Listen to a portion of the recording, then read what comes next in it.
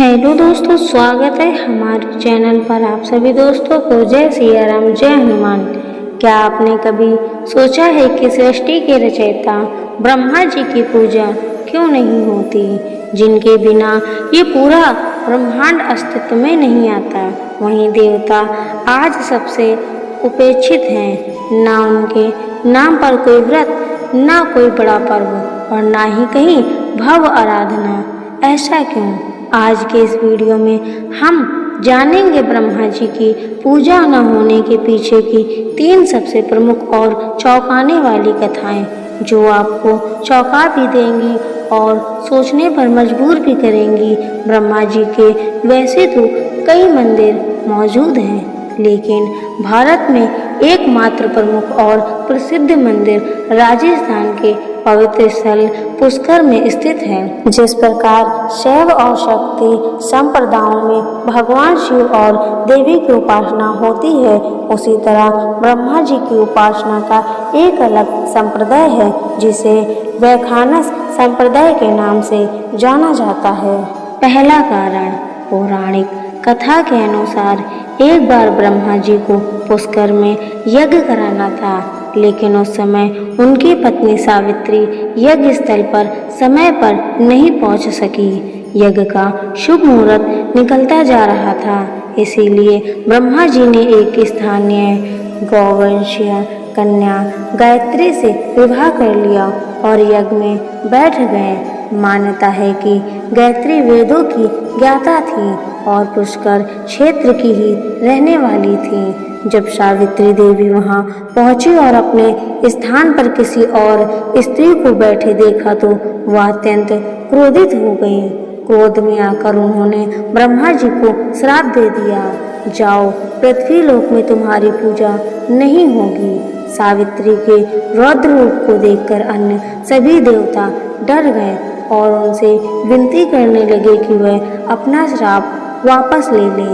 तब सावित्री ने थोड़ी शांति के बाद कहा, इस पृथ्वी पर केवल पुष्कर में तुम्हारी पूजा होगी। यदि कोई और कहीं मंदिर बनाएगा तो उसका नाश हो जाएगा।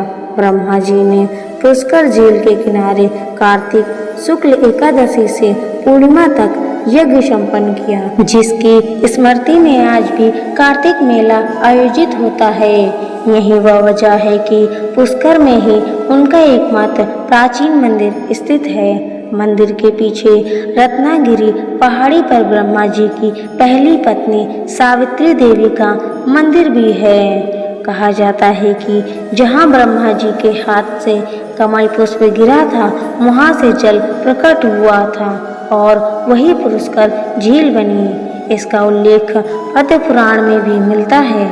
दूसरा कारण, हालांकि ब्रह्मा जी को सृष्टिकर्ता माना जाता है, फिर भी उनके पूजन की परंपरा व्यापक नहीं है। एक कथा के अनुसार जब भगवान शिव ने ब्रह्मा और विष्णु से ब्रह्मांड की खोज करने को कहा तो ब्रह्मा जी ने लौटकर शिव से असत्य वचन कह दिया था। उन्होंने कहा कि उन्होंने ब्रह्मांड का अंत खोज लिया है, जबकि ऐसा नहीं था। उनके इस झूठ के कारण भी उन्हें पूजा से वंचित कर दिया गया। तीसरा कारण, ब्रह्मा जी की क्रांति अत्यंत मोहक थी। उनके सुंदर रूप को देखकर स्वर्ग की अप्सरा मोहिनी उनके प्रति आकर्षित हो गई। वह समाधि में लीन ब्रह्मा जी के समीप आकर बैठ गई।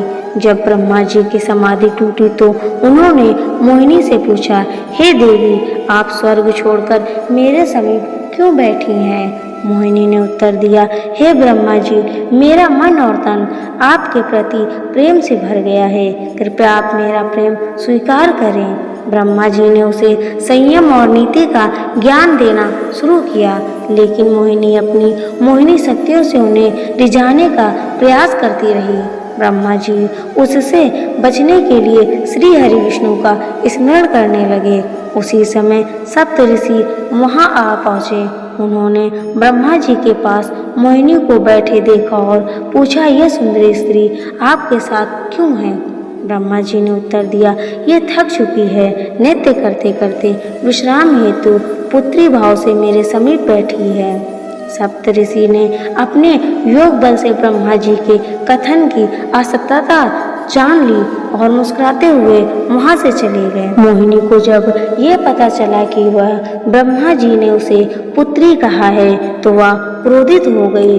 उसने कहा, मैं सच्चे प्रेम से आपके पास आई थी और आपने मेरे प्रेम को ठुकरा दिया।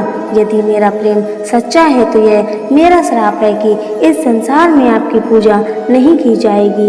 इन तीनों घटनाओं के चलते सावित्री का श्राप, ब्रह्मा जी का असत्य भाषण और मोहिनी के प्रति उनका व्यवहार। ब्रह्मा जी की पूजा आज समाज में नहीं की जाती, हालांकि पुष्कर में उनका एक दिव्य मंदिर है और वहां अब भी परंपरा अनुसार पूजा होती है। तो दोस्तों, ये जानकारी कैसी लगी?